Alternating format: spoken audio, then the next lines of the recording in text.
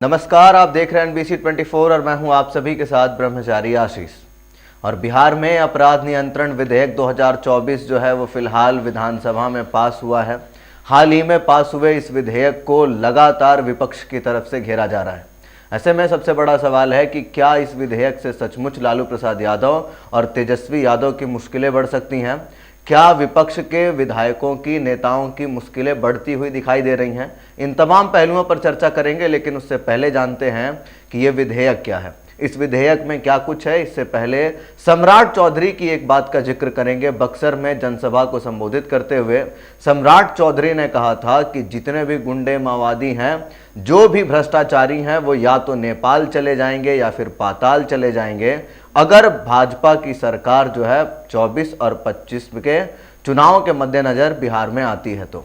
और अब वाकया वही है। फिलहाल बिहार में जदयू के साथ भाजपा की सरकार है, तो ऐसे में इस विधेयक को पास किया गया है। आपको बता दें कि आज से 43 साल पहले 1981 में बिहार में अपराध नियंत्रण विधेयक भी पास किया गया था और उसी को ये पुनराविचार करके, उसमें सुधार करके इसको फिर से सदन में पारित किया गया है। अब ऐसे में 1981 के विधेयक में और 2024 के विधेयक में बहुत ज़्यादा अंतर देखने को फिलहाल नहीं मिल रहा है। हालांकि ताकत की बात करें तो फिलहाल पुलिस के अधिकारियों को ज़्यादा ताकत दी गई है, ज़्यादा शक्ति दी गई है। उसके ऊपर बात करने से पहले आपको बताते हैं कि जो 1981 का विधेयक था उसमें से 70% बातों को 24 के विधेयक में ठीक उसी तरीके से रख लिया गया है। बाकी के 30% जो विधेयक की जो बातें थी उसमें बदलाव किए गए हैं। ऐसे में इस विधेयक में सबसे बड़ी बात यह है कि जितने अधिकारी हैं जिला स्तर के, उनके हाथ में अब ज़्यादा पावर दी गई है। जिस तरीके से पहले कोर्ट के द्वारा वारंट मिलती थी, उसके बाद ही प्रशासन जो है वो कार्रवाई करती थी, लेकिन अब वारंट जो है वो प्रशासन खुद जारी कर सकती है। जो एग्जीक्यूटिव ऑफिसर है या फिर डीएम स्तर के जो अधिकारी हैं वो खुद ही वारंट जारी करते हुए गिरफ्तार कर सकते हैं। बिना वारंट के भी गिरफ्तारी की जा सकती है। ये इस विधेयक में कुछ बड़े बदलाव हैं। उसी के साथ साथ कहीं से भी कोर्ट की जो भी आदेश है जो पहले लेने पड़ते थे, अब उसको लेने की ज़्यादा ज़रूरत नहीं है। हाँ, लेकिन ये ज़रूर है कि अगर गिरफ्तार हो गया है तो 5 दिन के भीतर कार्रवाई की पूरी रिपोर्ट जो है वो सरकार को सौंपनी होगी और 12 दिन के अंदर जितनी भी अनुमति लेनी है सरकार से वो प्रशासन को लेनी ही पड़ेगी, अन्यथा प्रशासन के ऊपर भी कार्रवाई हो सकती है। तो ऐसे में सबसे बड़ा सवाल है कि जिस तरीके से पहले कोर्ट के जो काम होते थे उसकी कुछ कामों को फिलहाल प्रशासन के हाथ में अधिकार दे दिया गया है और यही इसकी जो क्या कहते हैं, इसके विरोध की जो पूरी बातें हैं वो इसमें देखने को मिल रही हैं। तो ऐसे में विपक्ष जो है वो लगातार आवाज़ उठा रहा है कि जो भी संविधान है उसको दबाने की कोशिश की जा रही है, लेकिन इतनी सख्ती जरूर है कि सरकार इस तरीके के कानून ला सकती है।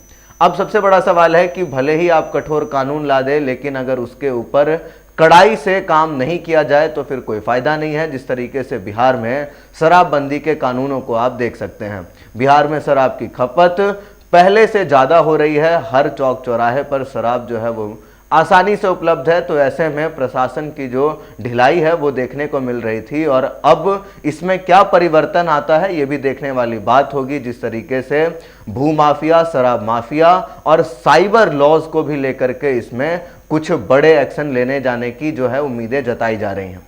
इसमें एक बड़ी बात यह है कि इसमें साइबर लॉज को भी सम्मिलित किया गया है।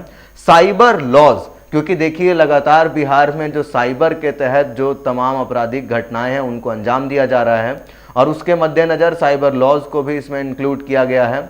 उसी के अलावा गुंडा एक्ट के भी तमाम चीज़ों को इसमें फिलहाल जो है कहीं ना कहीं सम्मिलित किया गया है। फिर उसी के साथ साथ आपको बताते हैं कि अनैतिक व्यापार अधिनियम के तहत महिलाओं के साथ छेड़छाड़ या फिर बच्चों के साथ दुष्कर्म का जो मामला है उसके ऊपर भी कठोरता से कार्रवाई करने को लेकर के फिलहाल सरकार प्रतिबद्ध नजर आ रही है। उसी के साथ साथ अब प्रशासन के हाथ में ढेर सारी पावर दिए गए हैं और उसी के साथ साथ प्रशासन को भी कुछ समय के अंतराल में सब कुछ को जो है सरकार को भी और उसी के साथ साथ न्यायालय को भी स्पष्ट करना होगा।